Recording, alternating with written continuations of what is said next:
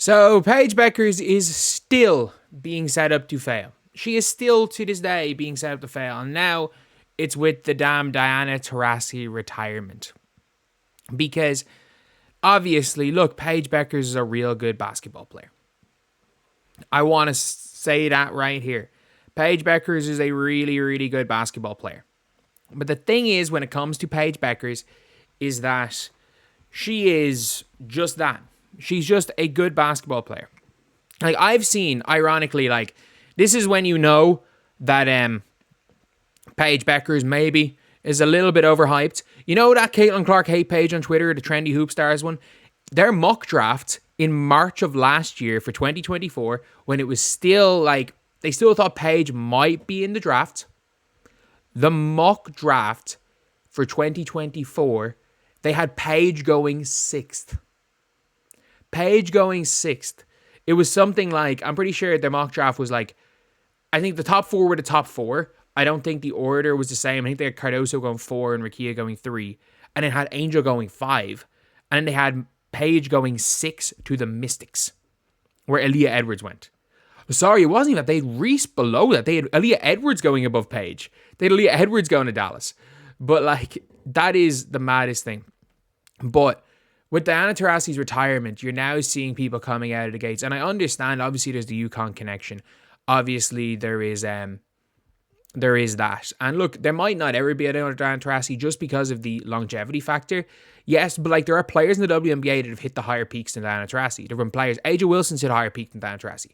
So, but the thing with Diana Taurasi, why she's the GOAT, is the longevity. She's been there 20 seasons, which is something that's extremely, extremely hard to do. And honestly, it is just impressive. It's so impressive what Taurasi has done. And we're now looking at Paige. And people are saying Paige is the next Diana Taurasi. She is literally being called the future GOAT. And I understand, you know, the Caitlin is the next Taurasi, but I wouldn't even go that far, because I think if Caitlin, like, I'll talk about that in another video, about Caitlin Clark and Diana Taurasi, and I'm like, are they, like, could Caitlin Clark be Diana Taurasi? And there is a chance for that, but still, it's not, like, it's a crazy thing to say Caitlin Clark's going to be better than Taurasi. It's like saying Wemby will be better than LeBron, when Wemby was just better through the first 2 seasons, because Taurasi has been that good. And calling Paige the next Taurasi is crazy, especially when there's no real similarities. And as a tribute to the great Diana Taurasi, we have released the DT merch. A link will be in the comment section below. We have released the DT edition t-shirts. Really cheap, $20 for like a premium t-shirt, or just a normal orange t-shirt, just a cheap enough Gildan orange one. $14, and then for a long sleeve things $20, and then we get the hoodies at 20. Are they 30? Yeah, we get the hoodies at 30, so we're cheap enough on them. But we're seeing like the closest thing there's going to be to Diana Taurasi is Caitlin Clark, as far as like just their mentalities. Their mentalities are so similar. Like there's a big reason why a lot of people, I'm going to talk about this as well. Like, I heard people saying without Caitlin Clark, no one would be talking about Diana Taurasi. Yes, they would. Taurasi is an exception. Taurasi is an exception to the rule. Like, she was one of the female basketball players that was earning millions a year. Like, she is an exception to the rule. Like, she is her.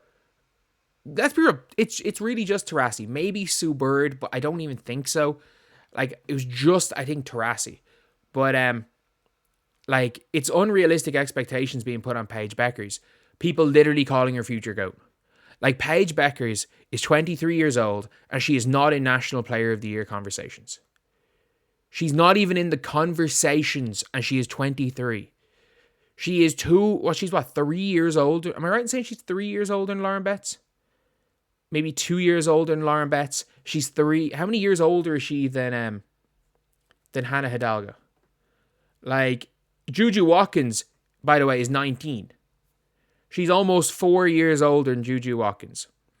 So Hannah Hidalgo turned 20 Just turned 20. She's 3.5 years older than Hannah Hidalgo, who's going to win Player of the Year. Almost certainly going to win Player of the Year. If Juju Watkins wins, it's a damn robbery. And she is almost 4 years older than Juju Watkins. And she peaked as a freshman. And that's fine. Paige Beckers is going to be good. In a weird draft where 3 through 20 are interchangeable. Like, I've seen drafts where I've seen mock drafts where Georgia Amore goes 3, and I've seen mock drafts where Georgia Amore goes 18. Like, that's a sign. It's a sign. It's unbelievable. One of the deepest WNBA drafts ever, but it's also one of the, like, not good for, like, the top tier. Like, last year's draft was not deep. Like, realistically, after 7, there's nothing in 2024's draft. It's just the top 7 picks are all going to be solid starters in the WNBA, which is so rare. And like all the top 7 picks were starters as rookies, which is rare. But from Elisa Pili down, it could be a really good draft because I rate Carla Leite and Layla Lacan very highly. But as far as like the college players, you got like Diasia Fair, Markeisha Davis. I don't know how Markeisha Davis will do. Kate Martin's fine. It's not like 2019 or anything. But in this year's draft, it could be the opposite. Like, someone drafted like 23 could make a roster and like be an impact player. Whereas we could see Tahina Pau go 3 and be cut by the Mystics. That's a possibility. But still, with Paige, she's still going to be number 1 pick in the draft. She's still going to be a really solid player. And I do think Paige is just going to be I don't see, if she goes to the wings where she's running the point, I'm not sure I see her averaging double-digit points. I think she could average 5 or 6 assists per game. I think she could be solid. I think she might be an all-star. Like, I thought initially where I was like, my peak for Paige Beckers, I thought maybe she could go and average 15, 5, and 5. Like, that's what I thought. But, like, my prediction of Paige Beckers as a rookie is I think she's going to average 9, 3, and 6. Like, she's going to be a solid starter, a good point guard. Maybe 11, 3, and 6, which is, again, not bad numbers by any means. She might get an all-star with that. But still, it's like, there are so many levels between Paige and what Taurasi did for her career. Diana Taurasi she's only a 1-time MVP. She's a 3-time champion. She averaged 25 points per game. Paige Beckers has gone down in points basically every college year. She's someone that is currently averaging, 17 points per game in college. I don't see there being a situation where Paige averages 25 points per game. She doesn't have it. She doesn't have it in her to take enough shots to average 25 points a game. There's no real similarities. And by the way, Paige is a better defender today than Diana Taurasi ever was. Paige is probably as good a spot-up shooter. Maybe. I don't know what Paige is shooting. If she's that elite or she just doesn't. She just only shoots like wide open threes.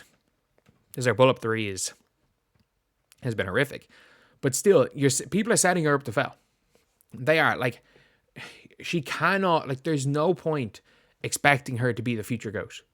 Because Paige could exceed all expectations and be great. But she's not going to as a rookie. Like, we're not going to see Paige Beckers. We're not going to see freshman Paige Beckers in this current WNBA season. That's not going to happen. At some stage in Paige Beckers' career, could it all click? Yeah, it could. But she's playing beside Arike Agumbawale.